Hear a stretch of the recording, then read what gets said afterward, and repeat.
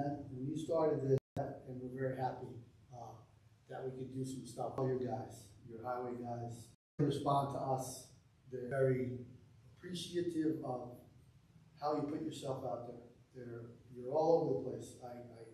I'm a little older than you are, so I get tired kind of watching everything, but I'm pretty confident everybody really appreciates that. So tonight we want Kevin to come up and tell us about his budget and some other things. And with that, thanks, Stuart. Thank you very much. I'll take that off. Well, I know this is a pretty small crowd here, but I appreciate you all taking the time to come out this early evening. Supervisor. And I promise, I have this binder from the budget presentation I gave 1 week ago today before the Putnam County Legislature, members of the public. You can watch it live, not anymore live, it was live streamed on the county's YouTube channel. It was an hour-long presentation. I promise it will not be an hour long. I'm not going to read this whole thing. I'm going to abbreviate it so we can try to get to any questions or answers, things that I can help respond to. But I would be remiss if I didn't recognize Supervisor Durante, the members of the town board, for allowing us to do this presentation in Southeast. Last year was the first time we provided a budget town hall. No executive, to my knowledge, ever did that following their initial budget presentation. And I did it because I pride ourselves on being the most transparent administration this county has ever seen, and it's because it's the truth. We live stream our public hearings, we live stream our meetings, we put our information, more information on the website than ever before. We have a budget transparency website, but the real proof is making myself accessible and available to people, including public criticism, because when we can respond to things, we should. It's also how we learn, right? So it's why we've done roundtables and other forums throughout the year. But going right to brass tacks for our county budget. You know, just like every other municipality, every other state, every other county, town, village, costs and goods and services are still painfully high. Even though inflation has largely stabilized, energy is up, costs at the groceries are up. You look at utility bills, you see other things like rate cases for utilities, before the state's Public Service Commission right now. The purchase of a new home remains at an all-time high, with the average age of first-time home buyers now 38 years old. To me, that's a staggering number. So everything stretches household budgets thin. And in New York State, the state government's not making things easier. The Tax Foundation's 2021-25 State Business Tax Climate Index ranks New York dead last, 50th out of all states. That is surprisingly one ranking worse than just the year prior, where we were ranked 49th, just above New Jersey, but alas, we've sank as low as we can go, 50th out of 50th. Similarly, Rich States, Poor States, which ranks economic competitiveness, ranked New York State 50th for economic outlook continuously for the last several years, and it's done so again for 2025. But despite those challenges, I always think it's important to demonstrate that local government, and specifically county government, can be innovative, that it can provide relief to our residents, however modest it may appear. We have the obligation to do so when we can. And we've done just that. So since we've taken office, we saw costs climbing. We made some tough decisions, but we were able to effectively cut taxes in the budget for the first time in 25 years. We held the property tax levy flat. We cut the rate to its lowest level in 18 years. We eliminated all county sales tax on clothing and footwear under $110 to make it less regressive and provide meaningful relief to those most affected from inflation. And that's important because it's not just on those shops that you have in Putnam County, but it's for online purchases as well. And that's a savings of close to $2 million to $2.5 million a year for those shoppers in Putnam County. We've been able to responsibly prioritize spending and budget, which speaks to our strong financial condition, reflecting positively on our county's AA1 bond rating from Moody's. And we continue to move forward with our successful practice of limiting new borrowing. And if we continue on that path of only $21.6 million compared to the $51 million from when I first started taking office. This dramatic decrease in debt, $29.4 million, is a 58% decrease, demonstrating our commitment to fiscal responsibility while providing needed services without saddling future generations with more debt.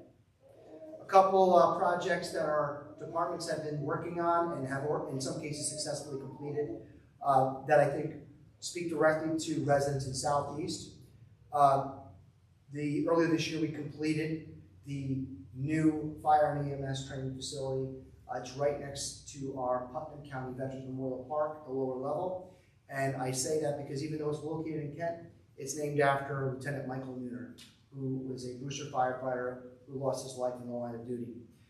We also have some, and that's in use right now. We have volunteers that are using it, it's a service the county provides, does not charge back local agencies, so it's a huge added benefit to local agencies throughout the county.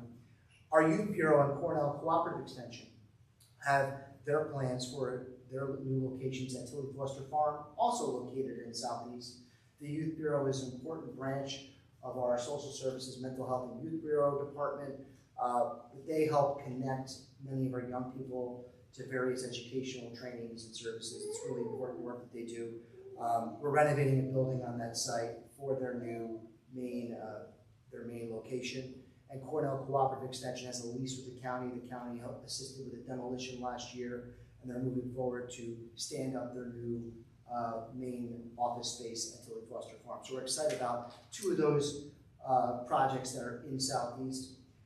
When it gets back to the actual budget and the 2026 budget now before the legislature, they actually have one of their budget meetings going on right now. I believe it's physical services. There's a whole process that they go through before it's finalized, and they make their adjustments, and then it goes back to me. But it starts with me introducing it to the legislature after many months of hard work with the legislature's auditor, our finance team, and all of our departments. As I said, last year we continued all of our previous tax cuts. We kept the levy flat, and we cut the property tax rate to its lowest level in 18 years. But this year we're not just holding the line, we're doing more. In this budget, we are providing a record $1 million cut to the property tax levy, the most significant property tax cut in Putnam County history, and by far. This tax cut will also slash the rate to 2.39, which is the lowest property tax rate since 2007. 2007, a very worthwhile and notable year in this county. Why? Because this was really at the height of the recession that we were all experiencing almost 20 years ago. 2007 also saw one of the largest property tax hikes in county history, when the tax levy was increased by 19%, bringing the mill rate to 2.29. But then was only outdone again in 2008, the year following, with a 27% property tax hike to the levy. So in many ways, I feel that the tax relief we're providing now is getting us to a more competitive rate that was really pre-recession levels, which I think speaks volumes for the work that our team in our finance department is doing. Cost drivers to our budget. The total budget goes up to a substantial number of $221.7 million. And it is substantial, but importantly, I always like to note that Putnam County still remains the lowest spending per capita county when compared to other Hudson Valley counties. So I'm skipping around here, but if you see these are last year's numbers, they're consistent. They've been consistent for the last several years, particularly since I've been county executive. So you see spending go up to pay for things that we can control, things that we can't control.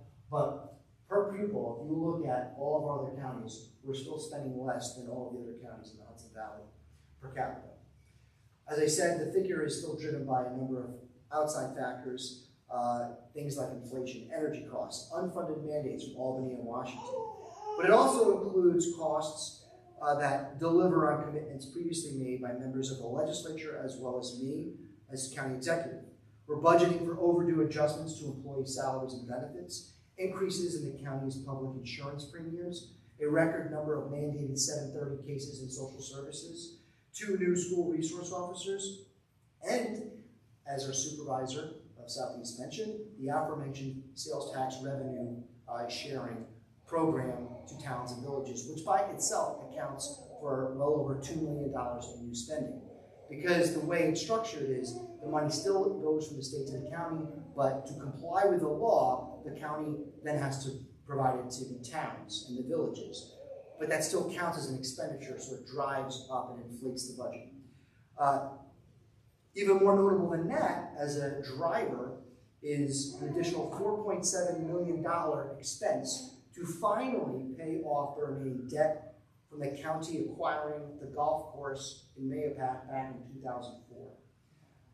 It's a bold step, but it's important because it saves us hundreds of thousands of dollars in future interest payments while simultaneously freeing the county of the cumbersome federal restrictions associated with these bonds, enabling the county to enter into more favorable, fairer, and cleaner contracts with our vendors. As far as, I said this before, about the compromise in sales tax, I think it's important to note, anyone following this budget, the budget really is built on the foundation of that historic compromise with local leaders to keep our existing sales tax rate and share a modest portion of the revenue with towns and villages. Had we not reached a consensus and acted as we did, Putnam County would have turned away over $21 million in sales tax revenue, which would have forced us to raise property taxes, cut services, and excessively rely on our fund balance. I cannot reiterate that enough.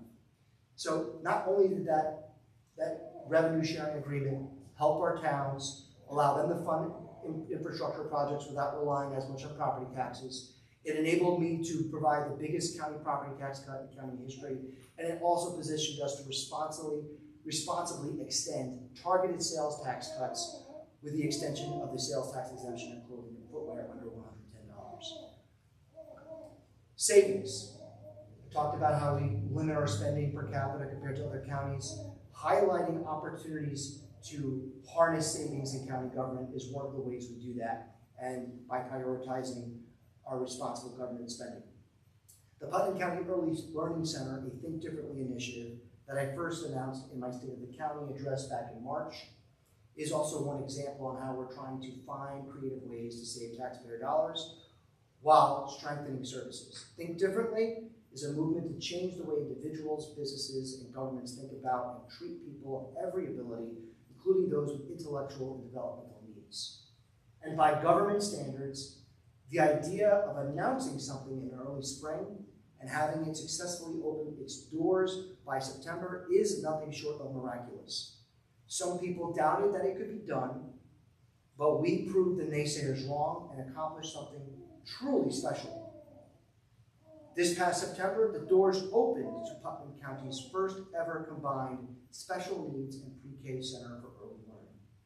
So now the children who have special needs that are 3 and 4 years old that had been forced to go on hours-long bus rides for services. And for those that may not know this, the county in New York is mandated to pay for those transportation costs. Those children now have the option to get a service closer to home, improving their educational experience, partnering with our school districts by offering a space for a grading model with UPK programs there as well, and importantly, saving taxpayer money by having to cut down on all those costly transportation rides. So we project that this is going to save us over the life of the 10-year lease close to $1 million.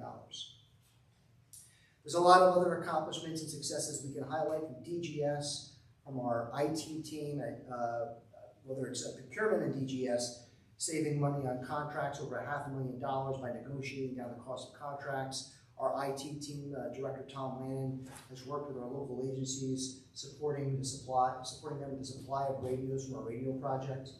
But also, I think a real interesting accomplishment is with Putnam On Demand. Now, this is a transportation service, a public transportation service in Part 3 Transit, which is a zone predominantly in Patterson, but it bleeds a little bit into southeastern Carmel. It was grossly underutilized as a fixed route system for public transit. You probably saw a lot of those large buses going around, and quite frankly, a lot of them seem to be empty. So it's a very unnecessary expense, and it becomes wasteful if it's not efficient. By switching to a micro-transit model with a company called VIA that secured the contract through our competitive bidding and RFP process, we were able to give a better option that put in a demand response model in Patterson and Putnam, which has driven down the cost per rider substantially, but also tripled the ridership. So cut the program costs in half and tripled ridership. That little slide's been updated since last week because we had down double, but in a week I was corrected by one of my capable department heads and said, you know, Kevin, it actually is over tripled. I was told that earlier today. So very successful, so successful that the county's been recognized by organizations outside of Putnam. Hudson Valley Pattern for Progress gave Putnam County's on-demand system an award, its prestigious Progress and Action Award at their 60th anniversary celebration earlier this year. Another major program that I announced last week was Community Paramedicine.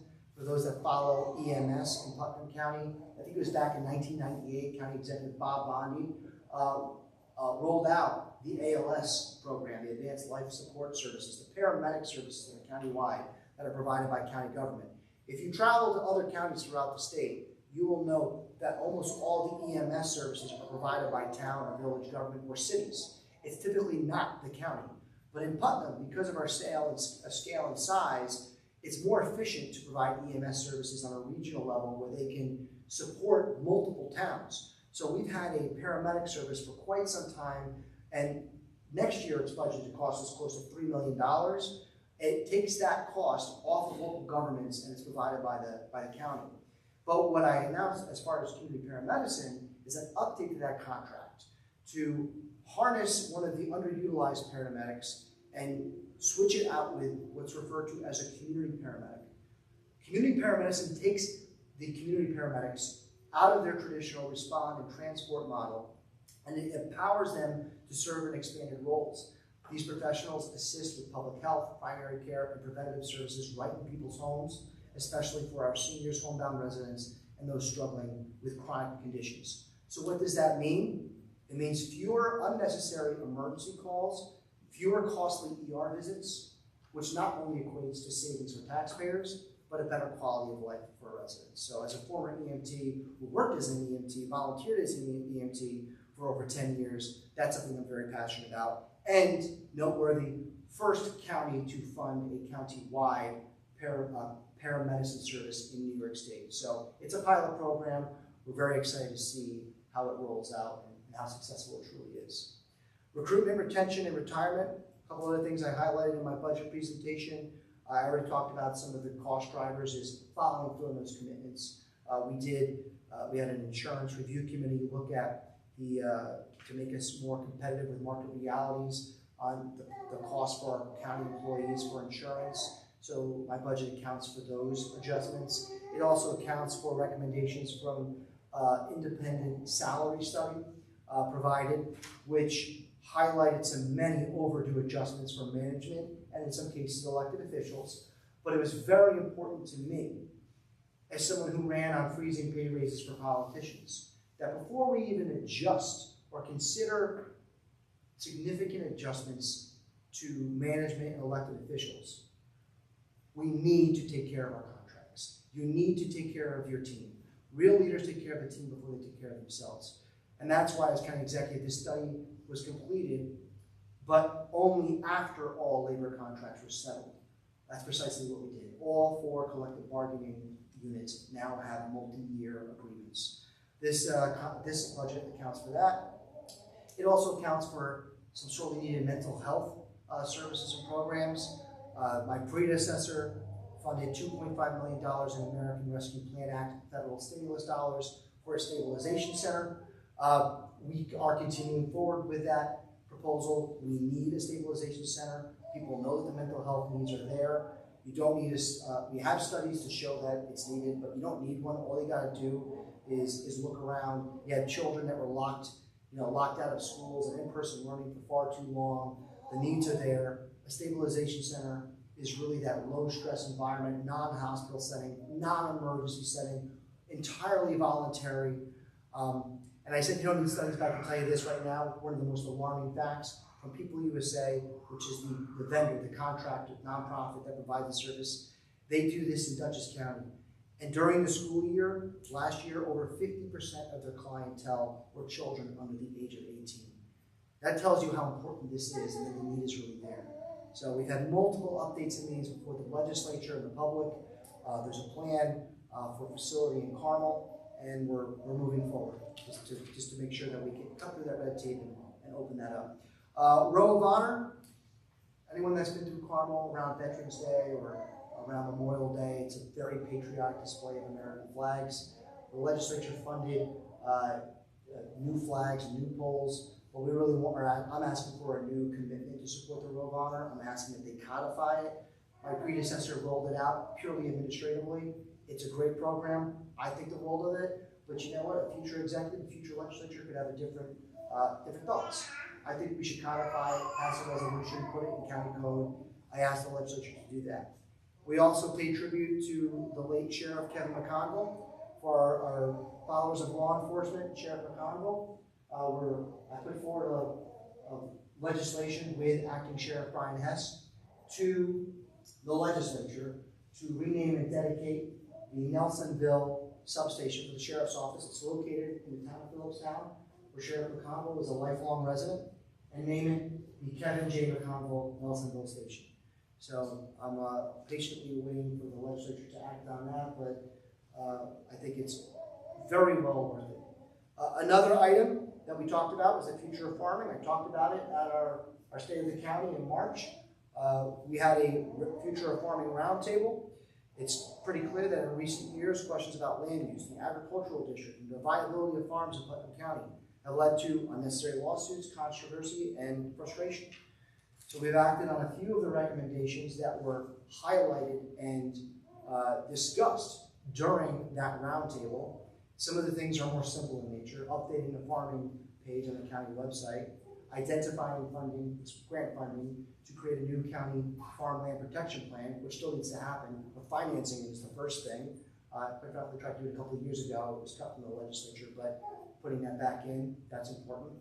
And there's still an outstanding need to update the county's local law on the agricultural district admissions. Something that is before the legislature right now. They can certainly modify it, but it needs to be consistent with court rulings and decisions. So that draft is before them, and I am waiting their consideration and feedback and action on that. But most importantly, perhaps, within this budget, one of the other big pieces of feedback that were shared during that roundtable was what other counties do. You know, some counties have agricultural districts that are not, most of them are not countywide. A lot of them are not countywide. They're just pieces of the county. Some exclude cities, villages. But Dutchess County had what was called an agricultural navigator. It's a position, I believe it started with Cornell Cooperative and then became a public employee position to assist with some of the agricultural responsibilities, whether it's to assist those interested in the agricultural district with the admission process or promoting farming and agriculture in a more broader sense. So we engage with Cornell Cooperative Extension, which I already have a contract with as part of the county. They provide a lot of important services to the county. And as part of that contract, there's an adjustment in their funding to take on the function of an agricultural navigator. So I think that's an important result of that roundtable. It's designed to work and address some of these outstanding needs that have been identified over the last year and a half. And quite frankly, I think it's more cost effective to do it through Cornell Cooperative than to try to hire some position part-time or full-time. I don't think we have the volume of Dutchess County or some of the other larger counties. So that seemed to make no sense, and that will be part of their contract as an outside agency with the county. Upcoming activities for Putnam County next year: Revolutionary Putnam County 250, the celebration of Americans' independence 250 years ago, next year on July 4th. Very excited about that. Putnam County's motto is still where the country begins, and for good reason. I always thought growing up in this county, it kind of referred to, you know, upstate or traveling towards upstate, more accurately, right? Or not upstate, but kept traveling towards upstate from New York City. But it really isn't. I have a whole new philosophy in where the country begins and what it actually means. It reflects the amazing people who called this place home and who contributed to the world-changing events that ultimately led to American independence nearly 250 years ago. So it really has dual meanings. And one of them very much is New York State is one of the original 13 colonies, and Putnam County was part of it, even if it was part of Dutchess County back then. But very important stuff. We have funding in the budget to help with the efforts to restore Civil Lunnington statue on the banks of Lake Lenina and Carmel. Other parts of it are being privately raised by the advisory committee, the Revolutionary Putnam County Advisory Committee. And my plug is there is a Restore Civil rally on Sunday, October 12th, this weekend, on Sunday at 2 p.m. in front of the statue. So we'd be happy to go and share your support if you're around on Sunday afternoon.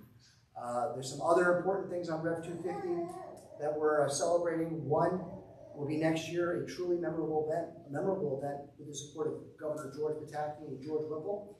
It's a large-scale Revolutionary War reenactment at Veterans Memorial Park in June of next year. So stay tuned for that. And I wouldn't be a responsible executive if I didn't give a shout out to our department heads who are supporting this effort. That's Tara Keegan, the tourism director, as well as our county historian, Jennifer Cassidy. And also important because I'm in the town of Southeast at their town hall. Both are proud Southeast residents. So in conclusion, there's a lot we've talked about. There's a lot in this budget. The budget transparency website that I rolled out last year as part of our taxpayer transparency agenda is accessible. All you gotta do is go to putnamcountyny.gov/26budget.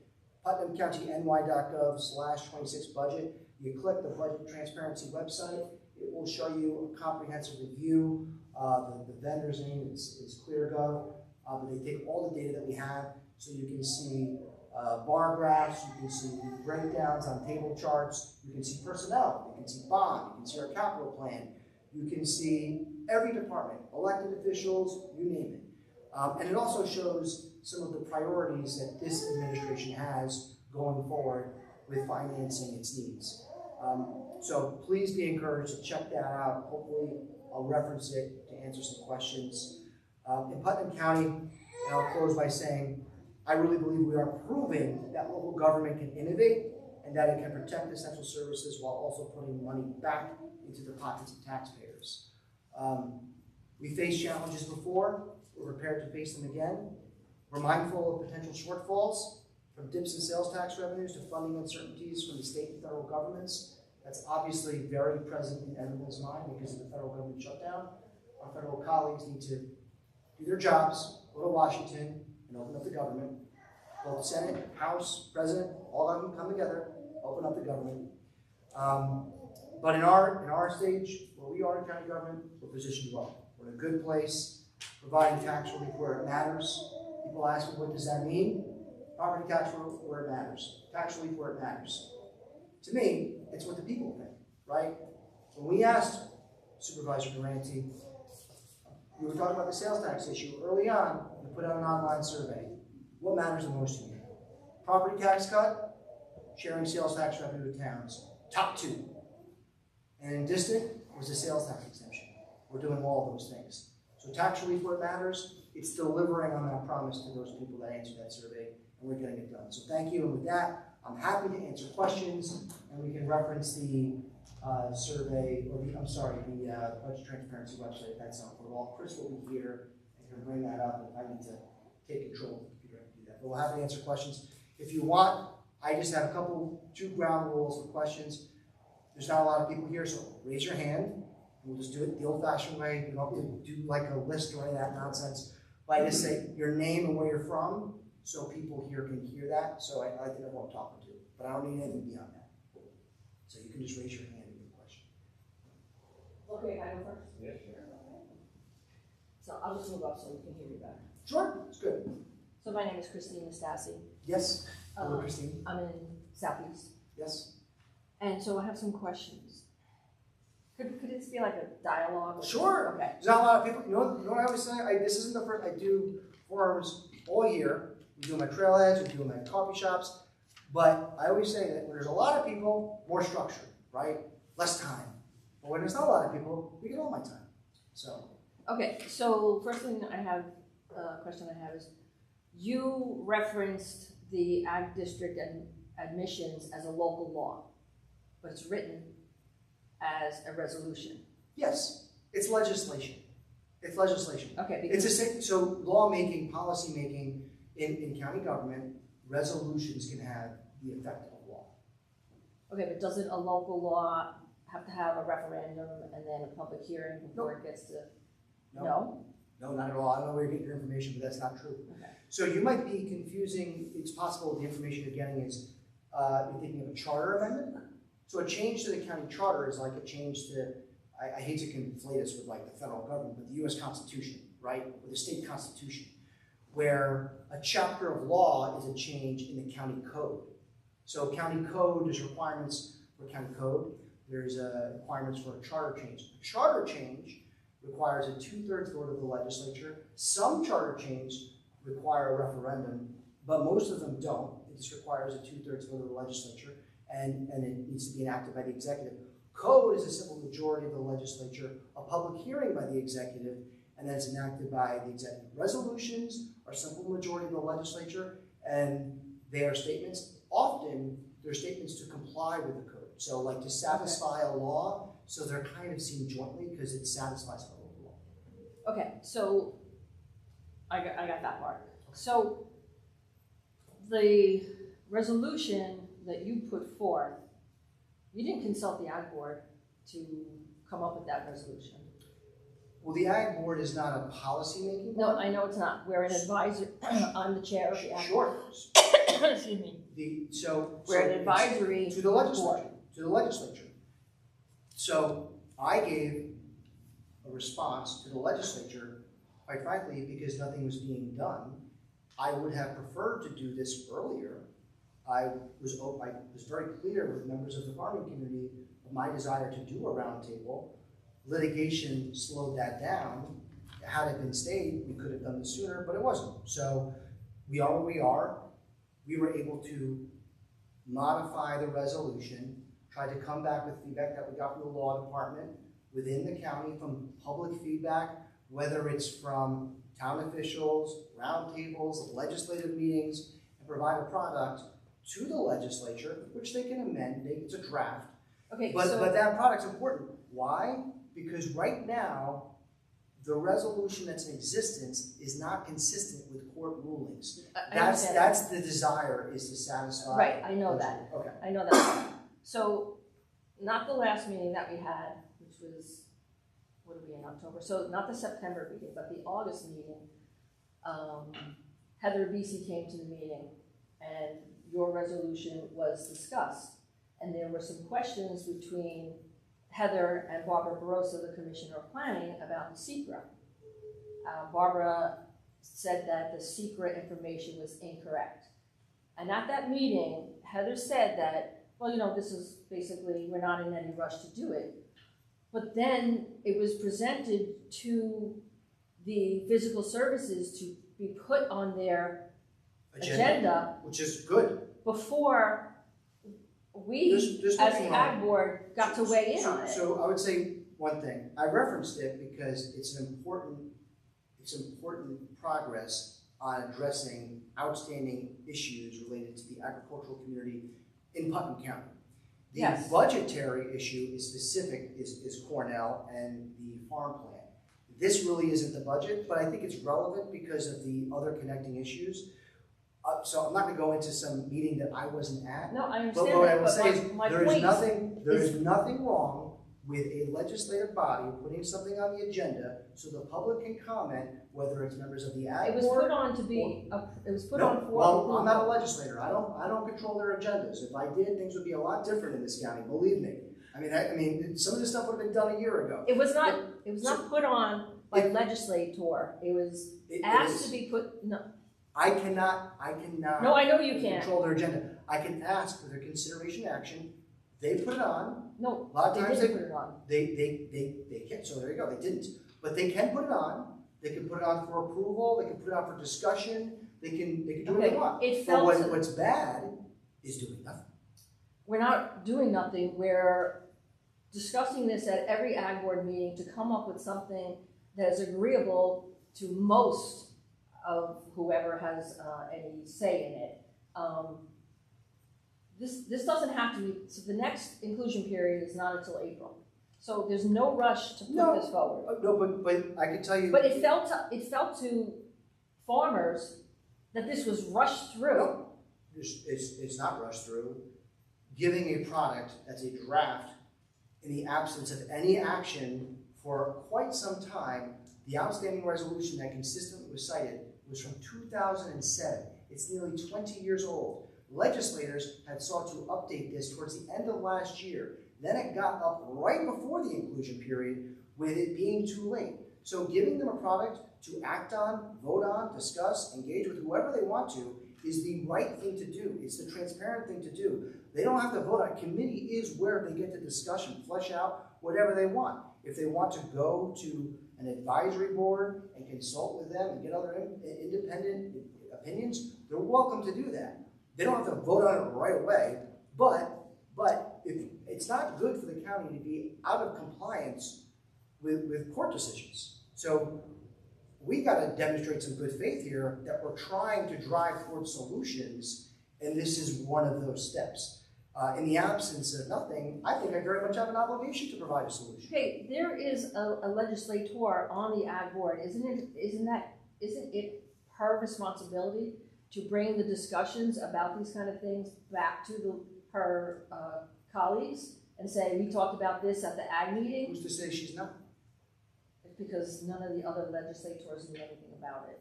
So I don't know. I wouldn't agree with that. But also there's. Okay, let me clarify that. None of the other legislators that I spoke to knew anything about this going forward on your resolution going on the agenda, and or that we were having discussions at the ag meeting. I don't think I don't really see what the disagreement is here. There's nothing stopping you from engaging legislators, but the place to do that, like you go to their committee meetings. You could talk to the legislator at the ag board advisory group, and you can speak. Yes, that's fine. But like the final product needs to be vetted by the county's law department, right? That is the county attorney is the sole legal advisor for the county. There's not like multiple county attorneys. So it needs to be vetted by the law department. It goes to the legislature to make sure it's consistent with federal, state law, county code. It's the responsible thing to do. It's how we try to avoid other lawsuits. And the legislature needs to act on it. They can change. I've given them plenty of things that they've never acted on. There's a savings program that I gave them where employees could come up with ideas for savings and a share would go back to them. Never happened. Taxpayer Transparency Act, never happened. Live streaming, they did in their legislative manual. I'm grateful. It's great.